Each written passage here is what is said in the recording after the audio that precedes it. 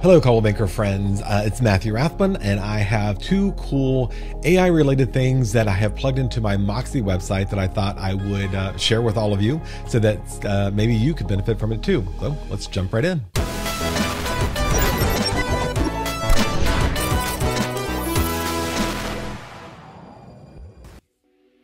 All right, the first of the two things is going to be an AI chatbot on my website. And so you can see down here, I'm on my Moxi website. Down here at the bottom, I have a little chat button here. This is from ChatBase.co. And I have plugged this into the Moxi website. I've been testing it for a while. It works great. And so it has a little custom made pop-up window here. And I can say, how do I get in contact with Matthew? And it's going to take just a second, and then it's going to give them my telephone number, my email address, and a contact page form that I can click on, and it's going to go to the appropriate page on my Moxi website, which I think is super cool. So let's talk about why I like this one better than most. There is a free version out there, of course, and then there's also the paid version. So I'm going to go to here, ChatBase.co. And I'm going to go to my dashboard. And so once you create that account, I've got one for my page as an instructor. I have one for my Moxi website here. What I really like about this one versus a lot of the other ones that I've seen is that it's going to ask me to give sources. So I'm going to start with the website. I'm going to go plug in the address of my website, which is vahomeplace.com.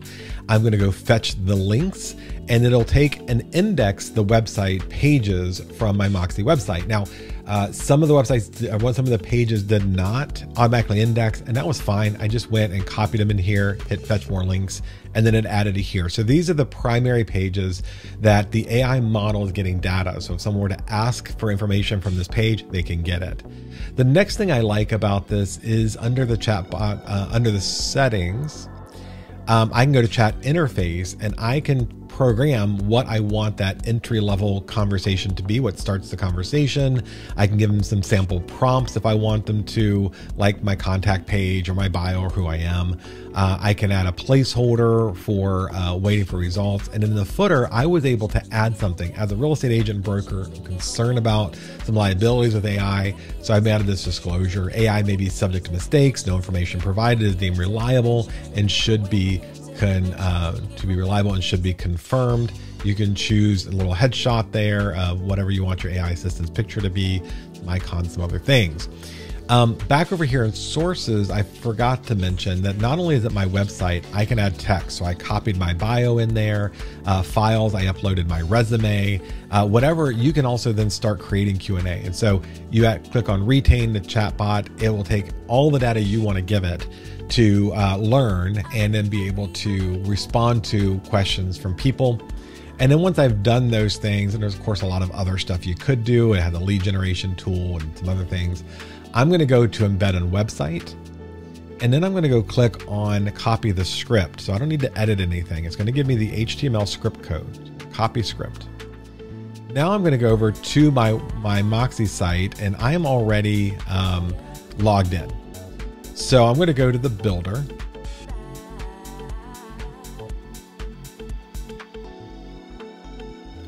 And then you're going to see over here that I've got a place, you know, hopefully you're familiar with your builder on your website, but I'm going to go to these steps brackets here, and I'm going to scroll down. And now notice down here that at the bottom of the page, I have added HTML. And so when I click on the HTML code, I can add the code here. So all I'm going to do is copy and paste it in there. So it'll look like this. When I added the HTML block, I was able to copy and paste the code here, and it just shows up as white space, which is perfectly fine. If you're not familiar with how to add the HTML code here, I'm going to go to the plus sign. I'm going to look for HTML, and I'm just going to drag it down here into the HTML blocks, and then I can copy and paste the code that I got from ChatBase into there and hit save, and then it's going to save it. Now you can see I've got three kind of individual blocks, or again, I can go down to the step order here. This one has got the code. This one actually doesn't have anything, and so I'm just going to get rid of that one just because I don't need it there. While I'm here doing the demo, I might as well clean up. And now I can hit done and I can hit publish. And then once I'm published, I'm out of the builder now. You'll see this little circle down here. You can change the characteristics of it. If you want to go to Chatbase, you can say just pop up every time. I like the nice little minimalized. I don't like pop-up windows and everything, but they're there. They're sometimes necessary. And so that person, anybody who knows anything about AI or how to chat will see that button and engage there. Now they can ask questions and dialogue. So that's it. That's how we do Chatbase. That is one of 2 AI tricks. The other one I want to show you is we want to add, let's pretend that we want to add a page on our website that has some type of interactive field. Let's say we want some, for sale by owner to be able to enter their contact information to get more information or sign up for my campaign.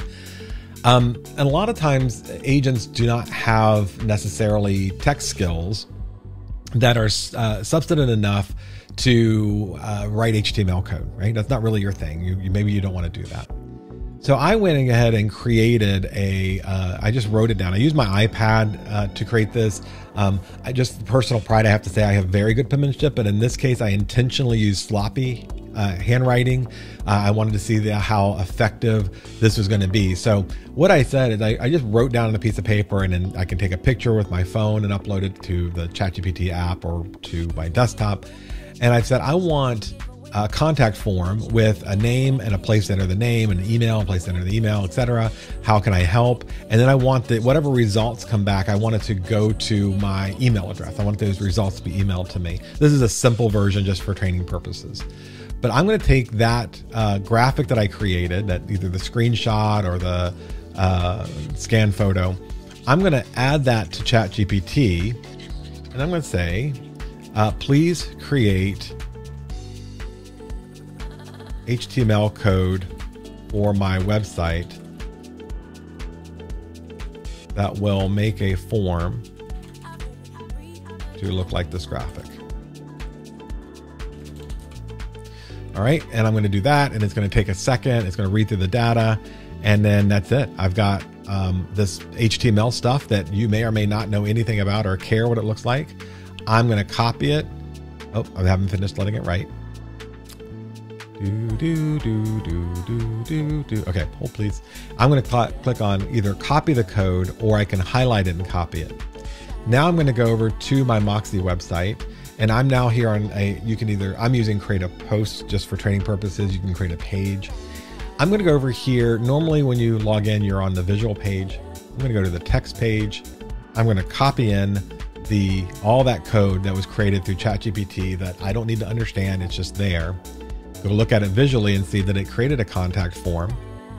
I'm going to go to preview here, and what's going to come up is the contact form. Now in this case, it needs some spacing issues, and that's some stuff I can do there.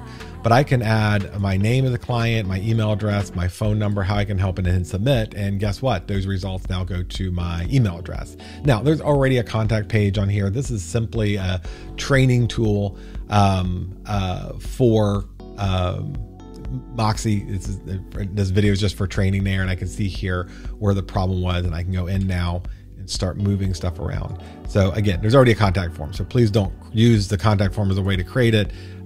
Create that information. It allows you to move the elements around once they've created. All of that came from scratching something in a piece of paper. There's other far more intricate things you can do with the computer vision of ChatGPT, where you give it something to look at and it can do things and then copy and paste it. But I thought this was like a really cool thing. If you're trying to build something unique on your website, or you want some interactive field, or maybe tabs they can fill in, so many things you could do.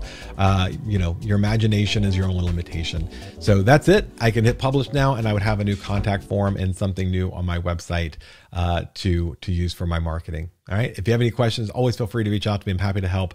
Thank you so much for watching.